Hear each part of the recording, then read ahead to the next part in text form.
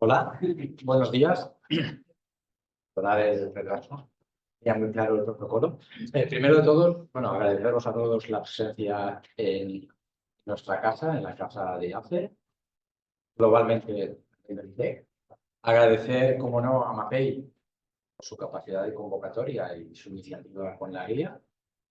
Y nada, a partir de aquí os dejo con Tony Faura, que va a hacer la introducción y la presentación de los ponentes. Gracias, don Enrique. Hola, buenos días. Bueno, en primer lugar, agradeceros a todos que hayáis venido hoy aquí a esta presentación de esta guía. Permitidme que me ponga las gafas porque si no me voy a ir. Me voy en primer lugar a presentaros a las personas que nos acompañan hoy y también haré mención de alguna persona que no ha podido venir, pero que también es autora del libro, ¿no? Bueno, en primer lugar, aquí a mi izquierda con nosotros está, para dar la introducción de esta guía, Carlos Luis Arabia Vives, que él es, aparte de, corrígeme si me equivoco, Carlos, aparte de ingeniero de caminos, canales y puertos por la Universidad Politécnica de Madrid, es licenciado en Economía y graduado en Geografía e Historia por la UNED.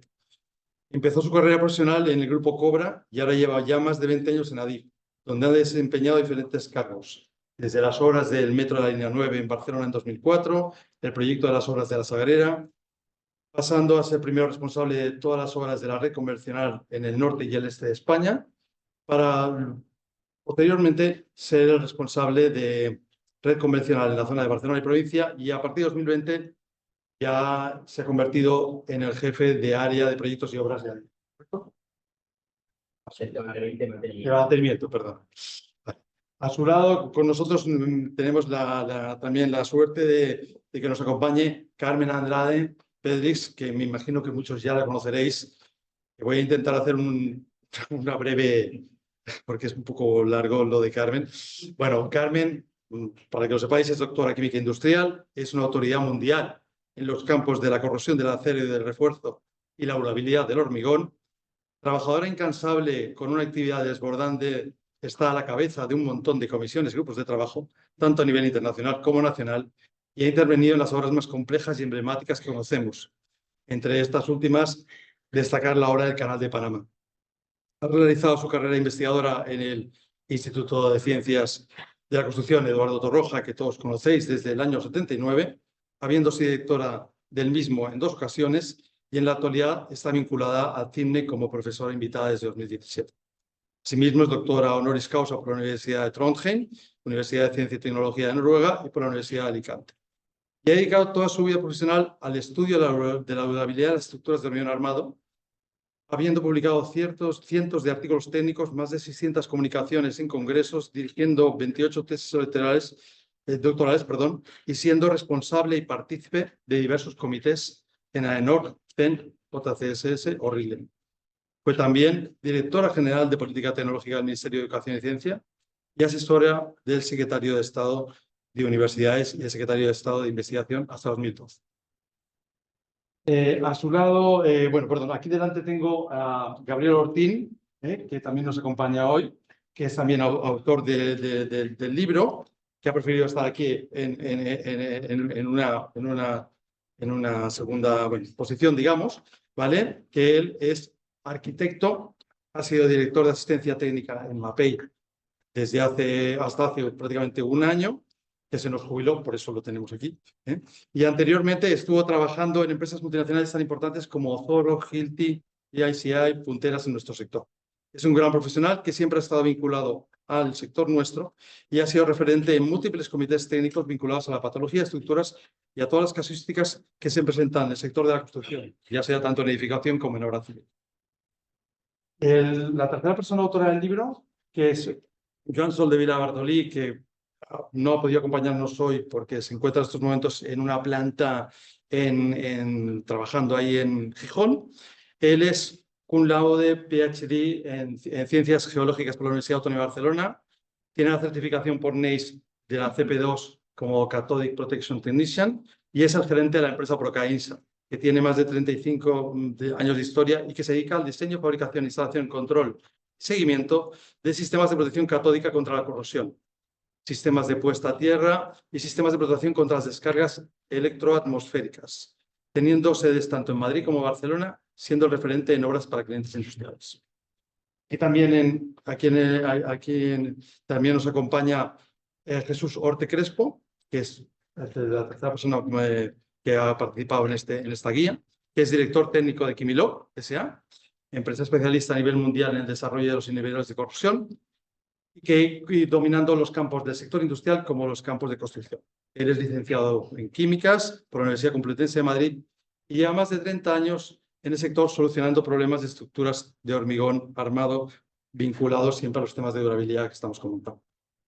Y por finalizar, nos acompaña también mi compañera Carmen Morales Escudero, que es la responsable dentro de MAPEI de la sublínea de sistemas de protección catódica dentro del equipo de construcción de MAPEI, que posee una dilatada experiencia en todo tipo de obras de reparación, impermeabilización y refuerzo de estructuras de hormigón armado, habiendo desarrollado su carrera profesional primero como responsable de laboratorio, luego como Logistic and Planning Manager, además de haber trabajado como prescriptora en diversas empresas multinacionales, fabricantes de productos químicos de construcción, y habiendo trabajado a su vez con algunos de los principales aplicadores especializados en la reparación e implementación de estructuras en Cataluña.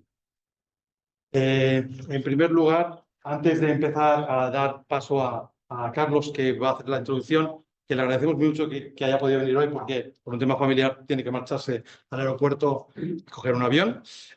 Comentaros un poco, haceros un poco de por qué salió esta guía o explicaros un poco el por qué nació todo esto.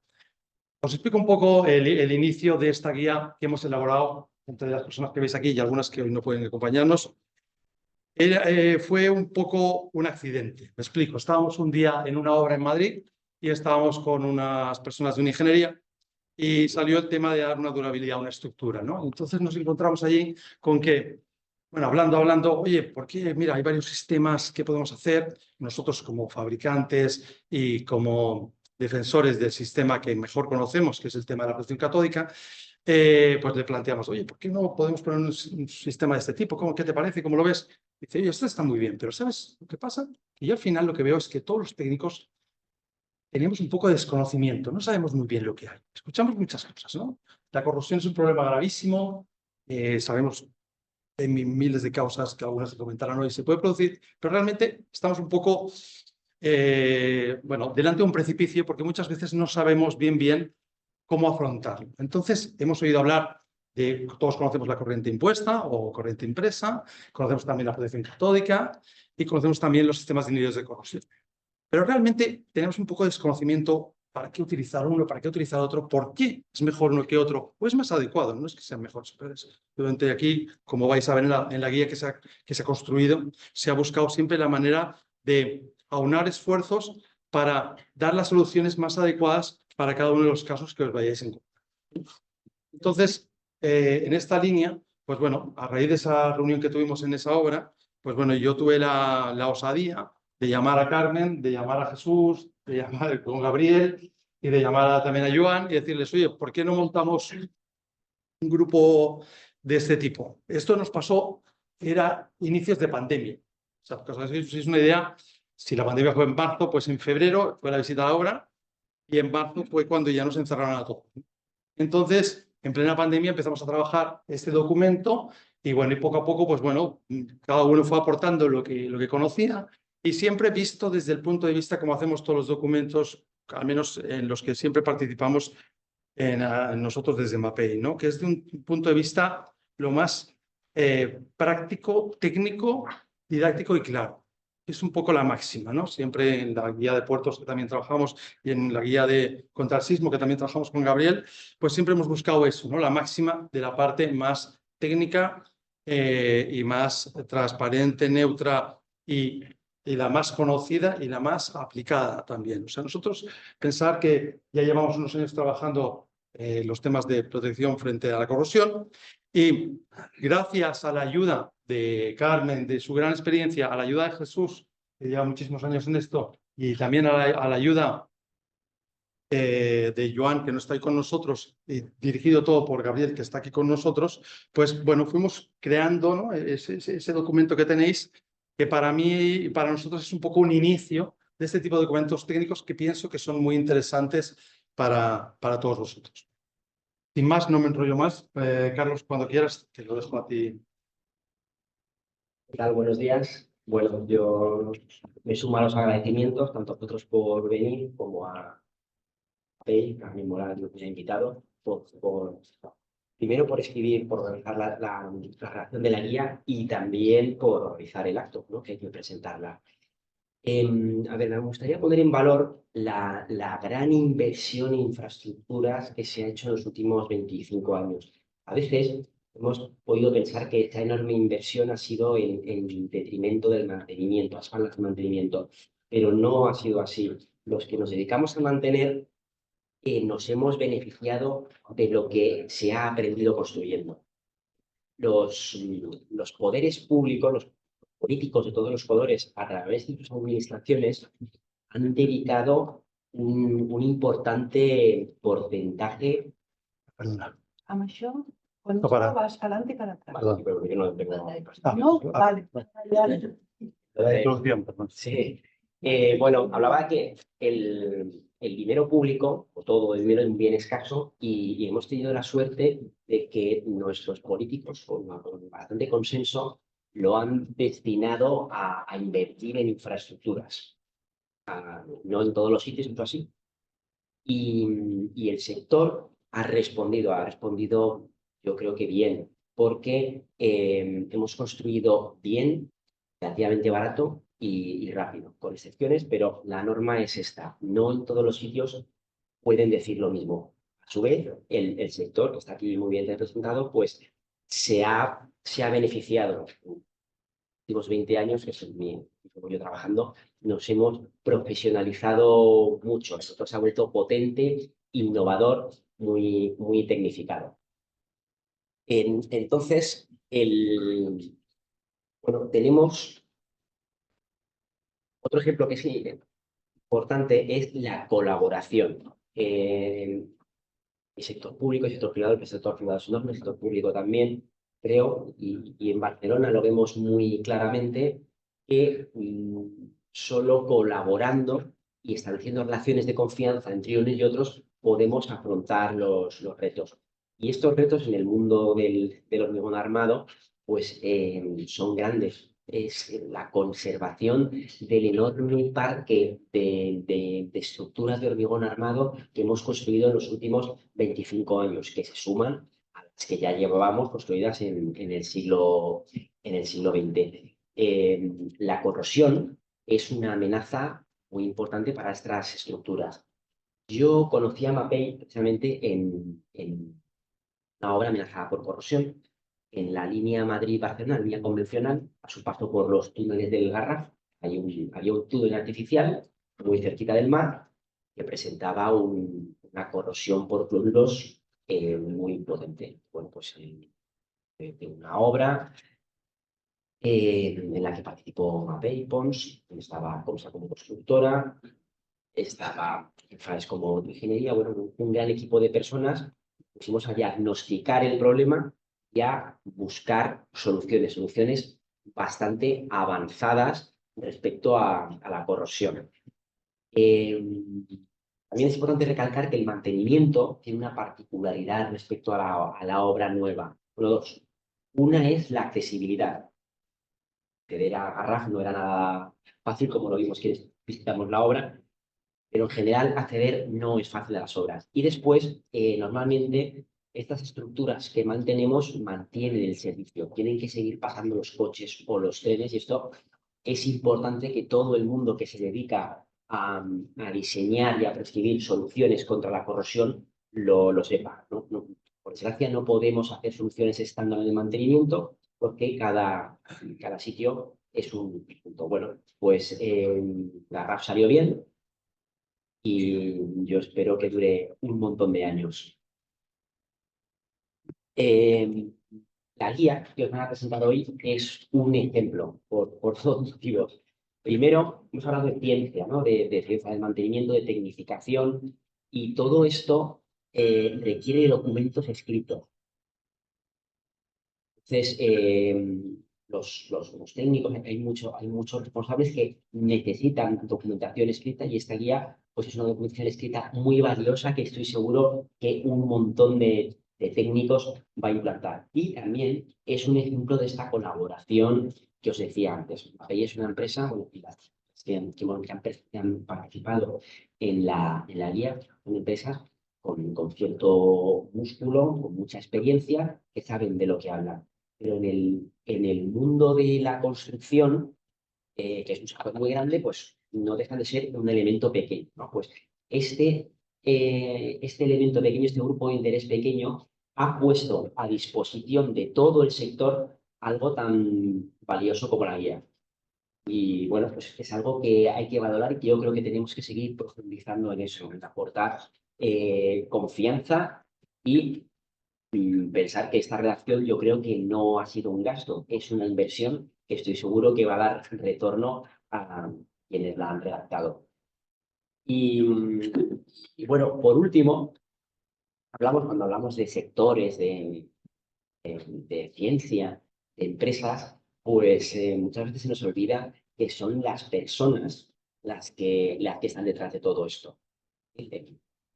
Entonces, como ha contado Antonio antes sobre la génesis de la guía, bueno, pues son personas con iniciativa las que han decidido ponerse a escribir.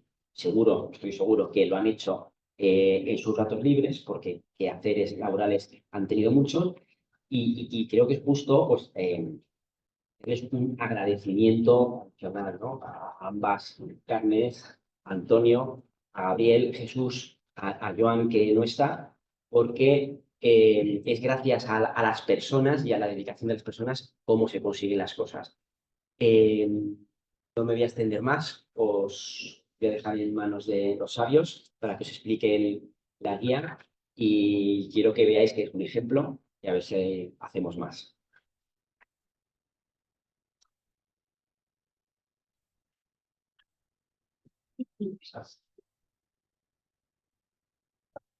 Bueno, pues más, continuamos. Carmen, quiero hablar. Sí, Carlos se tiene que marchar.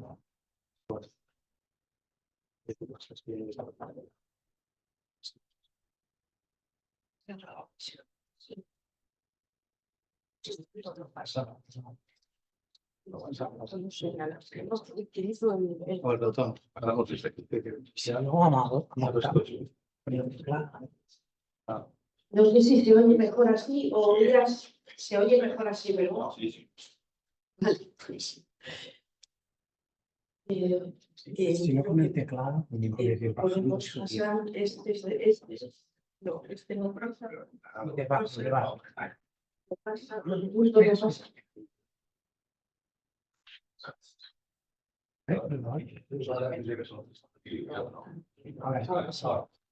Vale. Pues buenos días a todos. Yo estoy encantada en Barcelona. Siempre es una ciudad que me ha gustado mucho.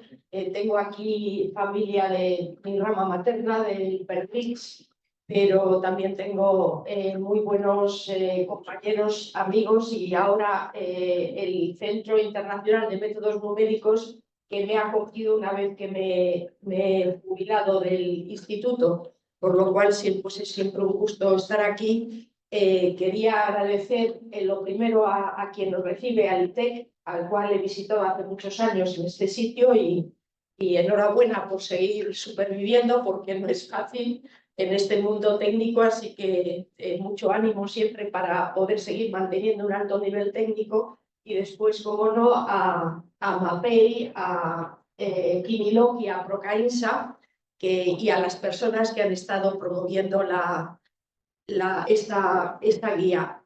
Como ha contado Antonio, nos llamó un día para hacer una propuesta y a mí siempre me ha parecido, y aparte la propia vocación en el Instituto Ardo Torroja, que la interacción del investigador con la práctica, con la empresa, es esencial. Porque realmente los que investigamos en este área, si nuestro conocimiento no se aplica, pues los impuestos de los españoles no se han invertido suficientemente bien y al revés, yo creo que el que podamos dar fundamento básico a lo que se hace en la práctica es una gran ventaja.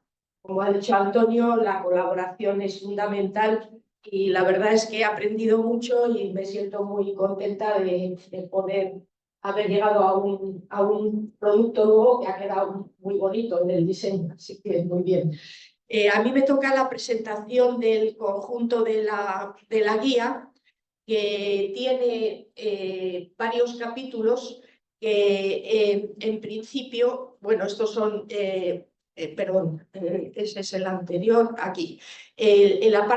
Tenemos una parte inicial de los elementos básicos en los cuales se ha hecho un especial énfasis y estábamos todos de acuerdo en todo lo que es el diagnóstico, la inspección, porque si no hay un buen diagnóstico, el remedio no puede aplicarse bien. Por lo tanto, se intentó hacer un resumen mínimo porque era la restricción del tamaño de la guía. Tiene que ser para técnicos que estáis en la práctica y por lo tanto no puede haber mucha, digamos, muy largo, sino tiene que ser muy sintético, intentando transmitir los pasos más esenciales.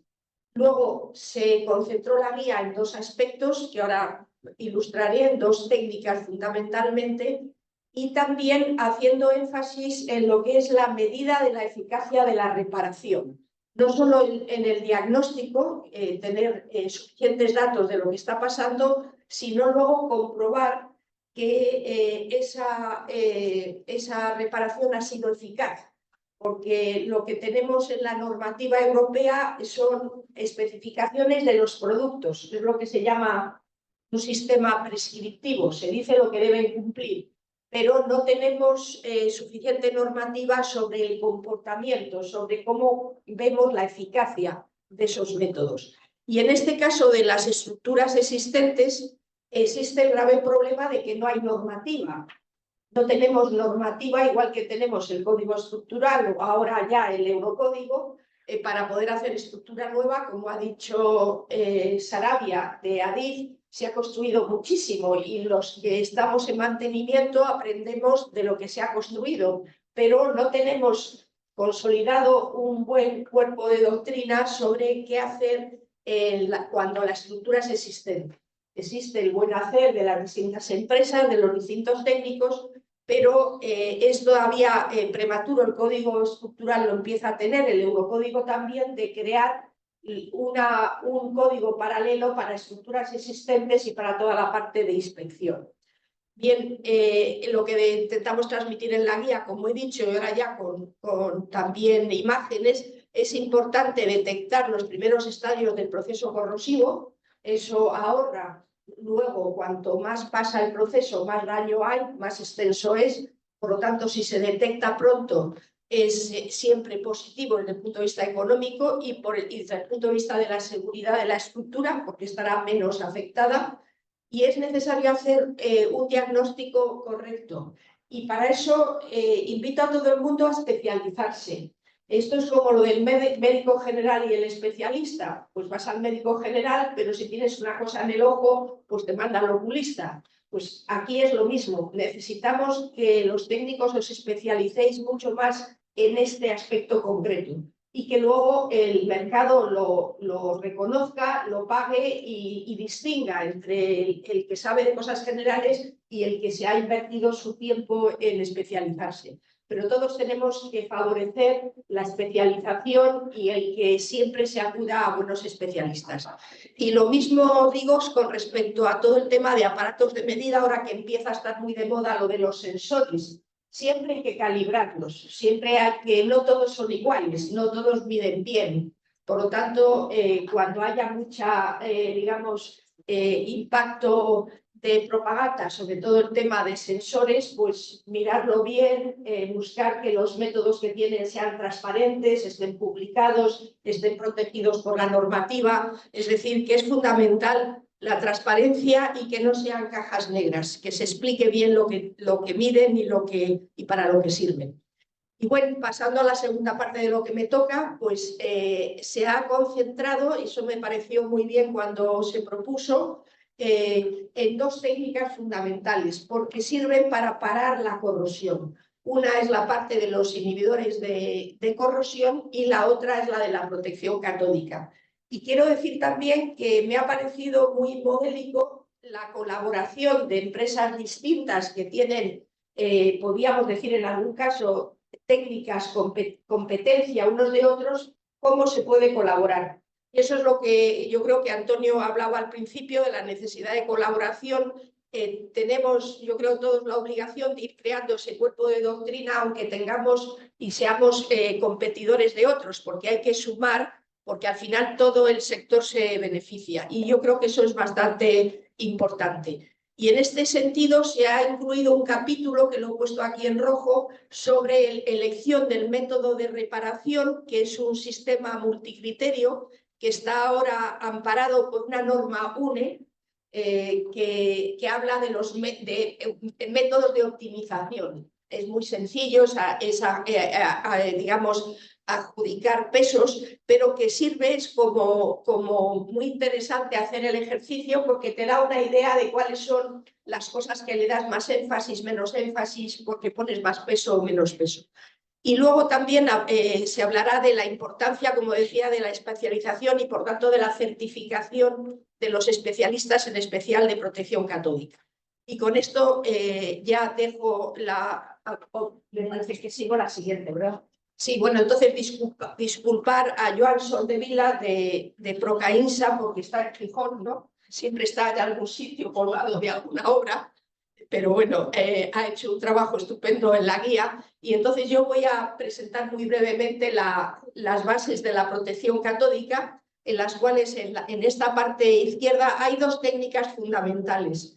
La protección catódica lo que hace es que el acero que está corroído le pone un ánodo externo, o sea, algo que se va a corroer, y por lo tanto él va a actuar solo como cátodo. Para los que no suene el lenguaje, pues el cátodo es lo que no se corroe. Cuando yo tengo el metal en una región de potenciales negativos o catódicos, pues va a estar protegido. Entonces se va a corroer ese ánodo y no se corroe el acero. Por lo tanto, conecto la armadura a este elemento exterior y a partir de ahí circula una corriente y lo que hace es estar protegido.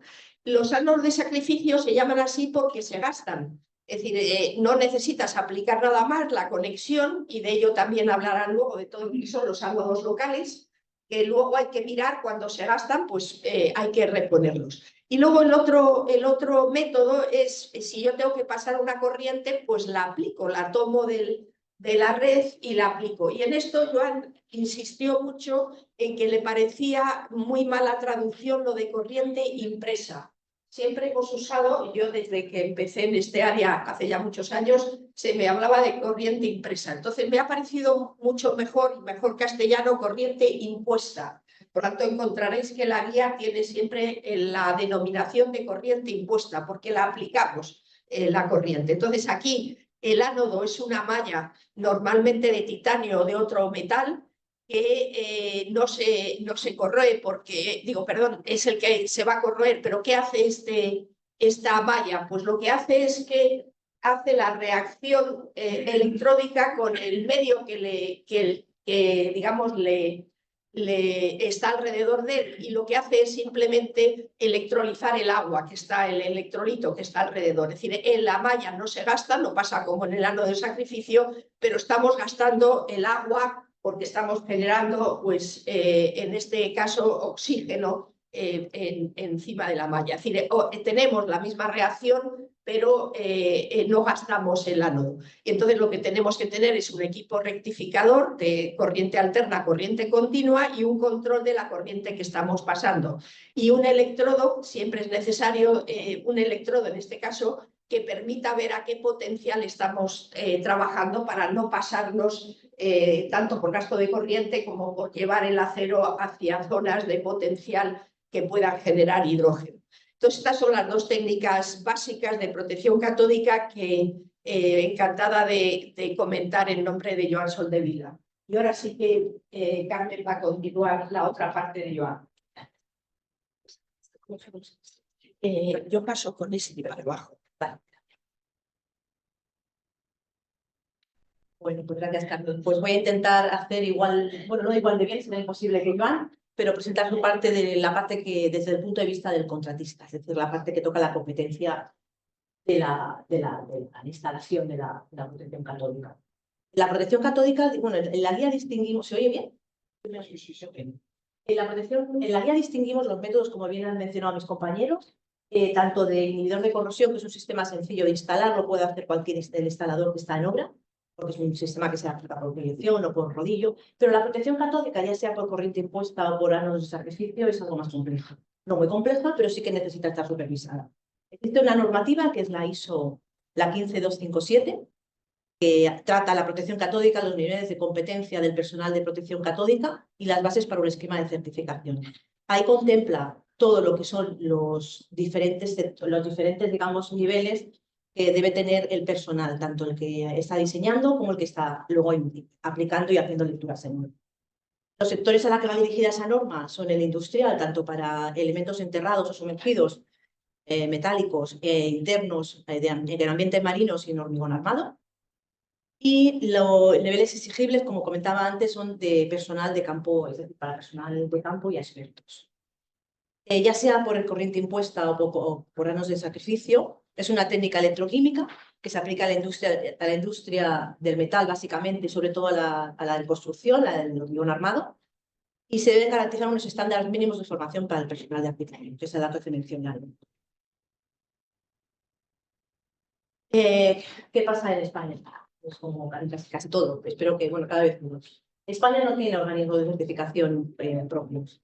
Por lo tanto, se acude normalmente al americano, a NACE, o al de UK, al Instituto de Corrosión, o también al francés, el CEFRACOR. Existen otros a nivel europeo, en Italia, Suiza, Bélgica, Suecia. Hay algunos países que tienen sus propios organismos, pero en España no disponemos de ellos. Por lo tanto, casi todos, lo que más se trabaja en España cuando se trabaja el tema de corrosión es con NACE, con empresas certificadas por NACE. Y las certificaciones es muy importante saber que no se hace a las empresas, se hace a las personas, es decir, en función del nivel que se quiere certificar la persona, hay unos requisitos mínimos, hay una formación con exámenes personales y específicos y además con una caducidad, es decir, son exámenes que tienen que ir renovando para tener ese nivel certificado. Como ejemplo, un nivel 2 sería el que puede hacer el proyecto y el que puede hacer la supervisión en obra, del mantenimiento y de la puesta en obra. Un nivel 1 sería el de la persona que lo va a aplicar, o bien puede hacer lecturas, incluso lecturas, y todo supervisado siempre por un nivel superior. Especificar nivel superior implicará no encontrar personal cualificado en nuestro país. En nuestro país lo máximo que encontramos son niveles 2, la norma habla hasta nivel 5, sería el experto en corrosión. También es verdad que a nivel mundial, expertos en corrosión con nivel 5 hay menos de 10. Y ahí, por aquí voy a dejar paso a mi compañero, que hablará de los siguientes. Gracias. Uso de pantalla. La pregunta para ti. O sea, así. Vale. ¿Qué tal? Buenos días. Gracias a todos por acompañarnos. Yo voy a tratar el tema, es el que conozco realmente, la parte de inhibidores de la corrosión. Quería comentar primero que los inhibidores de corrosión en hormigón armado se están utilizando desde hace muchísimos años. De los que vamos a hablar hoy son un tipo especial que son los inhibidores de corrosión migratorios.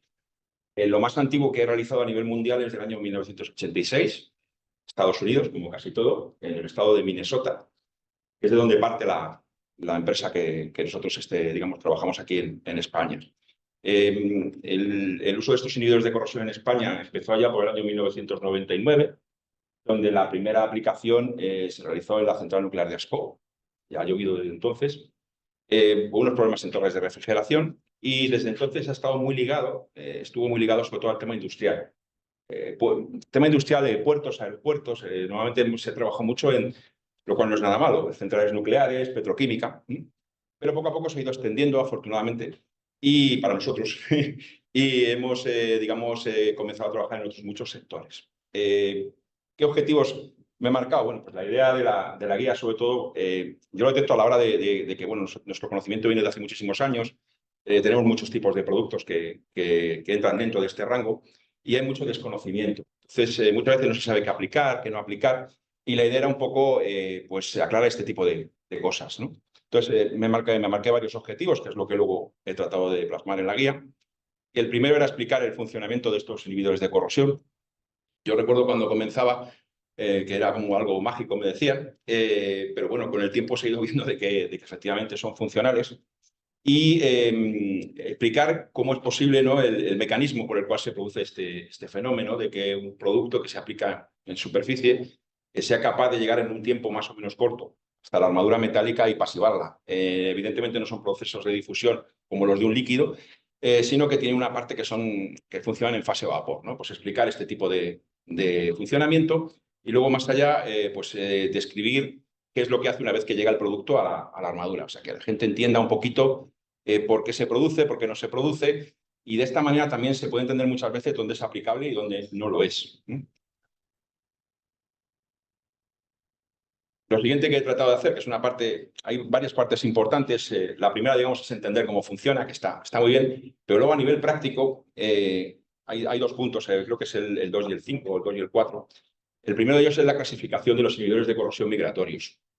Hay diferentes tipos de inhibidores de corrosión migratorios. No existe uno concretamente, sino que existen diferentes versiones. Los he descrito. Hay dos grandes tipos, digamos, que nuevamente cuando he hablado antes que se empezó en el año 86, se empezó con un tipo, que es el aminoalcohol, que es el que tenemos ahí a la izquierda, y posteriormente, ya en los años a partir de los años 2000, se incorporaron otros inhibidores mucho más potentes. Se sigue funcionando a día de hoy con los dos. ¿Por qué? Pues porque dependiendo del problema que tengas, puedes utilizar un tipo u otro. Evidentemente hay un tema también de facilidades de aplicación, etcétera, que hay que estudiar. Entonces, ahí he descrito básicamente los tres tipos que existen, los inhibidores de corrosión migratorios puros, que son solamente eso, solamente entre comillas, inhibidores de corrosión.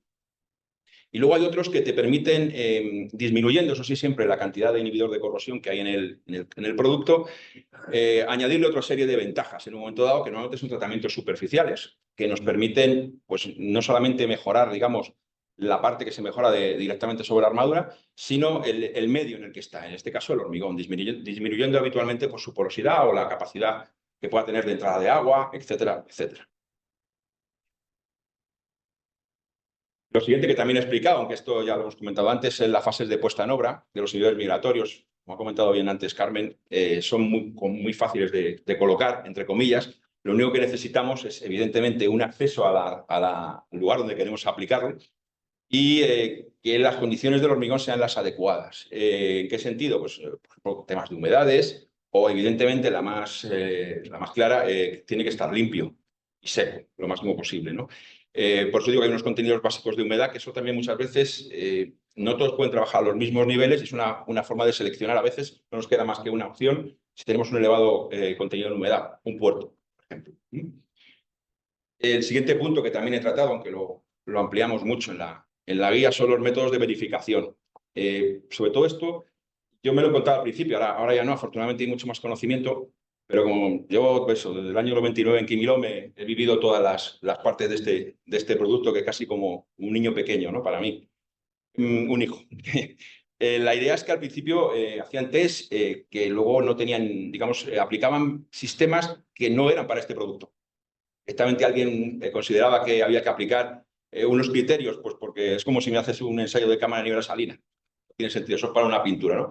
Pues me encontré cosas de estas. Entonces, lo que sí que hemos conseguido con el tiempo es tener sistemas para ensayarlo adecuadamente y para hacer un seguimiento. Por eso marco, por ejemplo, el uso de la intensidad de corrosión como medida más válida para evaluar finalmente digamos, la capacidad que pueda tener este tipo de productos de funcionar con el tiempo. Y esta parte también la considero, he dicho antes que no se había sido el punto 4, es el punto 5. Lo digo a nivel práctico. Yo que ando, como yo de vez en cuando he subido por ahí por algún andamio, me encuentro este tema.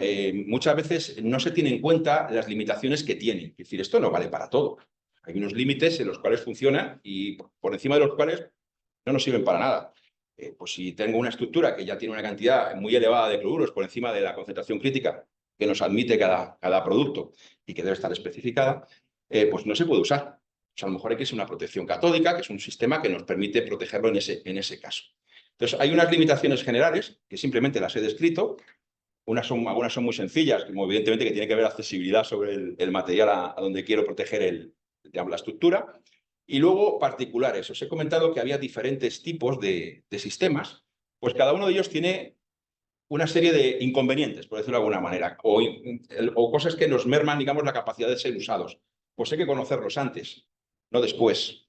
Yo tengo la típica, hay productos de estos que, por ejemplo, hay que pintar encima y que hay que esperar 15 días. Hay algunos que hay que esperar 8 horas. Esto es muy importante en ciertas obras. Yo, por ejemplo, en las centrales nucleares que hacen una parada muy corta de tiempo no pueden estar 15 días esperando para poder recubrir un hormigón. Muchas de las selecciones hay que hacerlas con cuidado. O que no se pueden sumergir. No lo puedo aplicar en un depósito.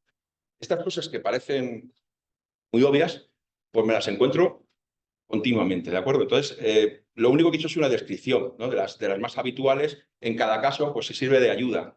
Ser práctico, que es lo que comentaba antes Antonio. Y por último, lo que hemos recogido es el uso de estos tipos de productos con la protección catódica. En algunos casos se pueden utilizar en conjunto. Un ejemplo que hemos comentado antes son los túneles de Garraf, que ahí se utilizaban los dos sistemas, eligiendo uno u otro, sobre todo en función de esos límites que he comentado antes. Entonces había estructuras que podían ser tratadas perfectamente con inhibidores y que era lo más obvio y más sencillo.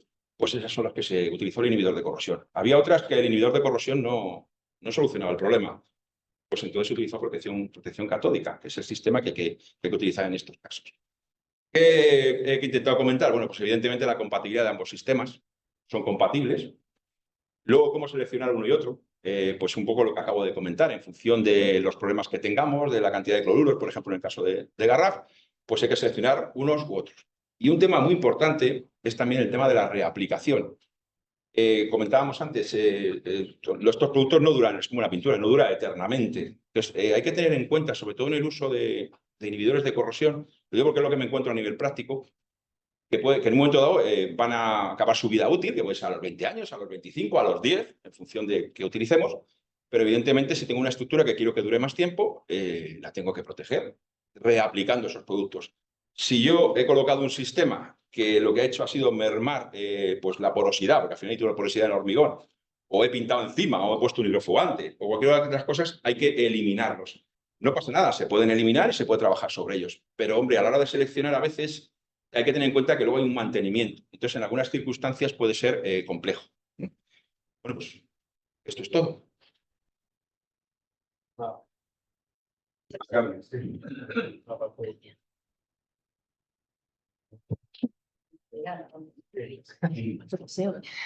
Sí, Bueno, pues ahora, igual que Jesús ha hablado de los inhibidores, vamos a presentar un poquito lo que son la protección catódica con ánodos de sacrificio, que es a lo que los MAPEI tenemos, ¿no? En cuanto a esto. Carmen ha explicado muy bien y de forma muy sencilla lo que hace un ánodo de sacrificio en cuanto a la pasiva. Lo que hace es sacrificarse, como dice su palabra, por el acero y al mantenerlo a este pasivo, y lo que se oxida en ese caso es el ánodo de sacrificio, que en este caso normalmente son de zinc. Hay una normativa, vuelvo con la normativa, que es la 12696, que habla de la protección catódica de acero en el hormigón y donde deben cumplir los materiales, los sistemas de protección. En cuanto a los ánodos de protección catódica de MAPEI, bueno, tenemos dos versiones, una versión de ánodos internos que va colocada directamente en la armadura, atada a ella, y que son estos que tenemos a la izquierda de color azul, y unos ánodos externos que van, esa lámina que vemos tipo papel albal, y es una lámina de alto adhesivo. Vamos a entrar un poquito más al detalle. Aunque hablábamos de que la instalación debe ser realizada por personas especialistas, son instalaciones muy sencillas. Entonces, en el caso de los ánodos internos van atados, como he comentado, en el caso y luego evidentemente hay un sistema de monitoreo para poder verificar la eficacia del sistema en todo momento. Y en el ánodo externo es adherido a la superficie. Cuando utilizamos uno y otro, básicamente, de forma muy resumida, el ánodo interno lo podemos utilizar en estructuras nuevas y en estructuras a reparar, en donde vamos a dejar la armadura vista o vamos a colocar armado nuevo. Y la externa tiene una gran ventaja, no es necesario reparar. Aquellas, sobre todo en estructuras en donde sabemos que puede estar prevista la corrosión o ha iniciado una corrosión, pero a nivel estructural no hay que reparar aún, funcionan muy bien los ánodos externos, es decir, solo tenemos que conectarlos a la armadura y ponerlos en superficie.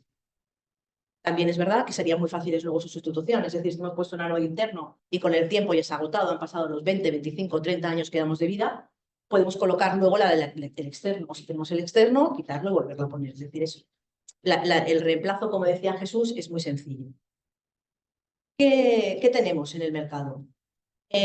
Para determinar la durabilidad, bueno, para MAPEI es muy importante la palabra durabilidad, sostenibilidad, y apostamos muchísimo por diseñar sistemas que hagan que nuestras estructuras duren en el tiempo. Con la protección catódica es un ejemplo claro. Son sistemas que pueden dar vida útil a las estructuras, alargando su vida útil en 25 o 30 años como media, dependiendo también del tipo de ambiente. Es muy importante saber que para definir muy bien el proyecto influye saber si es estructura nueva, si es estructura a reparar. Debemos saber el tipo de ambiente al que esté expuesto. No es lo mismo con un edificio que está en primera línea de mar o una estructura que algo que está en el interior. Y también para el cálculo fundamental tener la relación acero-hormigón, o al menos intuirla. Hemos hecho obras en donde no había planos, no había nada, pero sí que se tira a máximos entre comillas y se puede determinar. Si cogemos como ejemplo los ánodos internos que comentábamos, disponemos de 4 tipos. MAPEI apuesta por un ánodo tecnológicamente diferente a todo lo que se encuentra en el mercado. Son ánodos de mayor tamaño para poder abarcar mayor grado, digamos, de cobertura. Y con mucho gramaje, para poder dar, con eso lo que le ofrecemos es mayor durabilidad, es decir, los ánodos nuestros tienen una vida, normalmente en los cálculos, de más de 20 años. Se verá muy poquito, pero podría explicarlo. Si sabemos la relación acero-hormigón, por ejemplo, en el caso de un caso típico, imaginemos que tenemos una relación 0,8, en una estructura a rehabilitar, lo que en el cuadro que nos marca, que además estos cuadros están expuestos en la guía y en la información de MAPEI, nos ayudan a esas tablas un poquito a orientar el número de dónde tenemos que colocar los ánodos y la cantidad de cada tipo. En función de la vida útil que decíamos, quiero dar más o menos durabilidad, elijo un tipo de ánodo como base. En cuanto a la lámina externa, lo mismo. Disponemos de unas tablas generales que nos ayudan en función de la relación acero-hormigón y la durabilidad que queremos darle nos ayuda a determinar la vida útil que queremos dar a la estructura. Vamos a presentar alguna referencia de obra, casualmente. La obra del Garraf que se ha mencionado 3 o 4 veces ya, ¿no? Esta obra, Carlos ha hecho hincapié, tenía una dificultad, es el acceso. Es una obra que está en un acantilado, como podemos ver en la foto de la izquierda. Una obra con muchísima dificultad, con 3 horas solo, digamos, 3 horas libres para el trabajo nocturno. Aunque la empresa aplicadora hizo milagros y también trabajó, están aquí con nosotros, y también llegó a conseguir trabajar en el día. Una obra que fue un éxito, tanto a nivel operativo como a nivel luego de protección y durabilidad. Bueno, pues esto es una estructura en primera línea de mar donde el mantenimiento había sido prácticamente cero, por lo que decíamos, la accesibilidad se encontraba muy corroída, muy atacada por cloruros, el nivel de corrosión era muy elevado. Y aquí se hizo desde la ingeniería, en este caso era Infraen, se hicieron un diseño de casi por elemento. Es decir, se trataba de una forma de los elementos interiores y de otra forma de los elementos exteriores. Ya os puedo avanzar que los elementos exteriores que estáis viendo en el ataque, aquí se armó como para ir a la guerra. Es decir, aquí lleva inhibidores de corrosión, lleva protección catódica y la durabilidad que se le ha dado estimado a esta obra es de más de 25 años. Lo que se utilizaron en este caso los ánodos internos, que veis a la derecha en este caso, de color azul, y lo que se hizo fue, a nivel resumen, es abandonar o no pensar en la estructura que se tenía anteriormente, se eliminó el acero que había, se dejó el alma base de los elementos y se hizo una reconstrucción nueva con acero nuevo. Sobre ese acero nuevo es donde se puso la protección catódica. Esto como ejemplo y de una forma resumida rápida. Otro ejemplo, por ejemplo, pues sería esto, en viaductos, en las juntas de viaductos donde tenemos paso de agua, evidentemente hay una corrosión importante, pues en este caso hemos ido con la protección externa, con los ánodos externos. Se ha realizado la preparación, y se va colocando la lámina.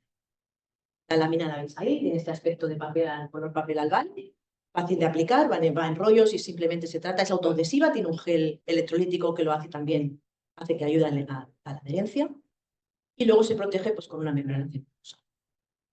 Pues básicamente eso como ejemplo, son ejemplos que también aparecen en la guía, al menos uno de ellos, un Garraf seguro, y es eso, lo que queríamos es hablar, pues como en el punto, como hemos dicho todos, ¿no? De sistemas compatibles y sistemas durables, es decir, sistemas que dan durabilidad a la estructura. Por nuestra parte, la exposición ya estaría. Sí, ahora pasaríamos. ¿Me tenemos otro micrófono? Bueno, bueno. Bueno, a ver, alguien quiere romper el hielo, ¿eh? Lo más importante siempre son las preguntas, ya que tenemos aquí un equipo, digamos, de primer nivel. Si tenéis sistemas para explicar esto a estructura metálica, ¿no? Son obras marítimas, la cuestión de ciclo. Porque quiero decir, por un poco más se podría no solamente modificar un poco el título que predomina lo de hormigón, ¿no? Sino que también en general lo que se está protegiendo es el acero.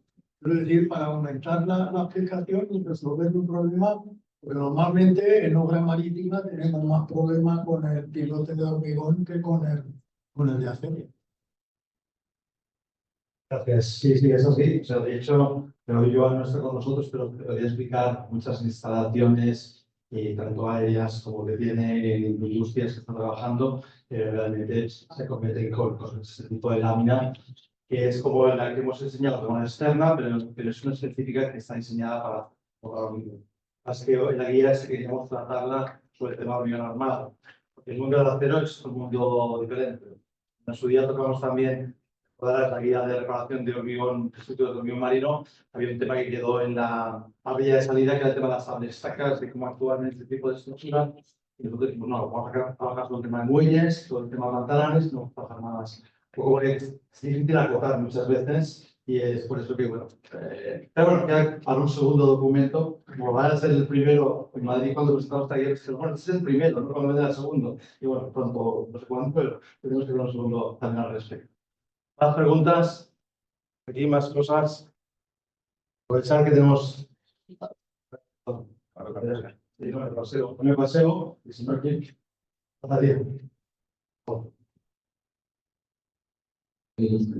este método, comparado con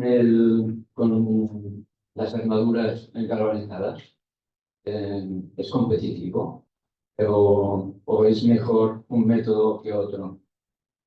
Es decir, cuando tú reparas una estructura y como en el caso del Garraf, que se ha cambiado todo el armado, ¿era viable poner el armado galvanizado en vez de hacer todo esto?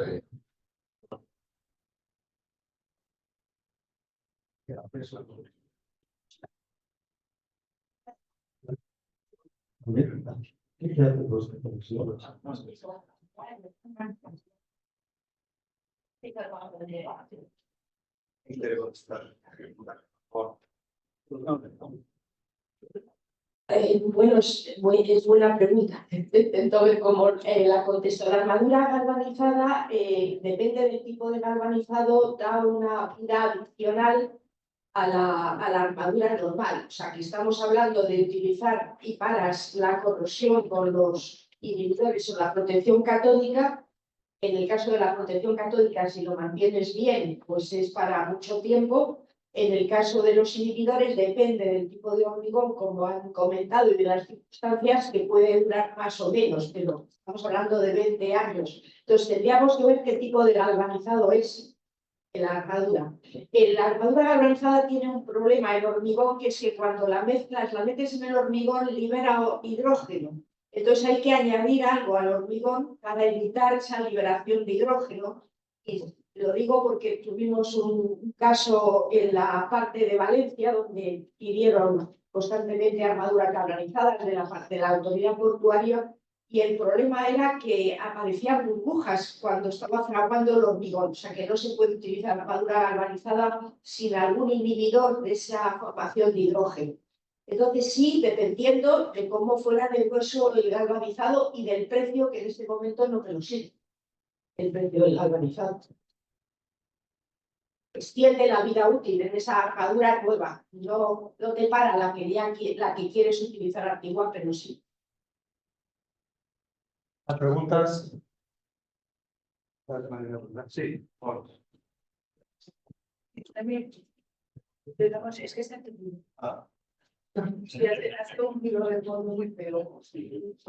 Hola, buenas tardes. Felicidades por la guía, tiene un aspecto muy bueno. Entonces, yo soy Xavier de Meyer, estoy en la empresa APNT Terminals y nos dedicamos digamos, a la manipulación de carga contenerizada, tráfico de contenedores. Nuestras terminales tienden a la automatización, por lo que hacer inspecciones impactan la operativa. Entonces, nuestro negocio es mover cajas y parar la operativa para hacer inspecciones resulta complicado. ¿Hasta qué punto ustedes como conocedores de la problemática es posible instrumentar al principio de la vida útil de las estructuras para tener indicadores, ¿no? Que no precisan, ¿no? de esa interacción hombre-estructura en terminales que no podemos entrar? Es decir, ¿existe planes en los cuales se considera instrumentación al principio de la estructura para tener estos indicadores y que nos den la manera de actuar? Porque realmente, al menos en nuestro sector, estamos en plan reactivo. Solo y cuando vemos un deterioro muy grande es cuando salta la alerta y actuamos, pero creo que ya es demasiado tarde. Entonces, ¿está el sector o puede el sector orientar técnicas de inspección, digamos, preventivas mediante instrumentación?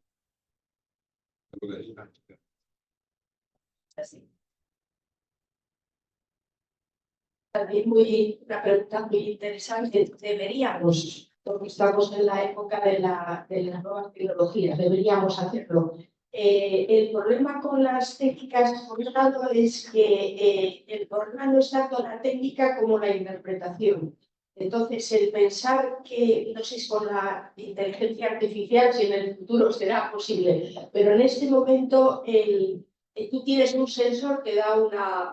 Primero, protección catódica por corriente impuesta siempre está instrumentada. O sea, perdón, es claro, o sea, ahí hay electrodos de referencia. Cuando eso no funciona, te lo avisa. O sea, que la protección catódica, sin ninguna duda, está instrumentada. Es también parte de la debilidad. Porque, claro, si no haces el seguimiento y no revisas que te funciona, pues resulta que no te está funcionando. O sea, que era una cuestión. Pero ahí sí, la parte de inhibidores, lo que se pretende es que si tú has metido para ver la eficacia, pues al cabo de 2 años, de 5 años o de 10 años, vuelvas a hacer una inspección. Como no es todos los años, tampoco tendría que ser tan importante, pero existen, sin duda, sensores de corrosión. Pero digamos, sensores que te dan algo sobre la corrosión, pero no la velocidad de corrosión. Los sensores para velocidad de corrosión exigen un conocimiento que en este momento es muy escaso en el mundo, y aunque la gente dice que mide, no mide. Por eso he insistido en que se vean y se calibren, y que no cualquiera que ofrece un sensor que mide corrosión va a medir. Yo llevo muchos años con ello y todavía creo que no lo domino suficiente. O sea que realmente es muy difícil, pero es a lo que tenemos que tender, a que sea, digamos, un sustituto de la inspección personal. Pero luego está la interpretación, te da un número, ¿qué haces con él? Tienes que valorar el impacto técnico, el impacto en las consecuencias estructurales y luego todo el tema económico, y cuándo es el momento óptimo para reparar desde el punto de vista económico. O sea, quedaría, no es solo medir, es todo lo que lleva detrás, por eso hablo de especialización. Todo lo que lleva detrás la interpretación de los valores. No sé si te he contestado. Entiendo que estamos un poco lejos todavía, ¿verdad? De hacer... Estamos en lo preliminar. Tenemos alguna tecnología y estamos empezando en ello. Sensores que estén funcionando desde el instituto, el del Cabril, hay un contenedor piloto en el almacenamiento de residuos radiactivos del Cabril desde el año 1990. Es cuando empezamos a estudiarlo y sigue funcionando.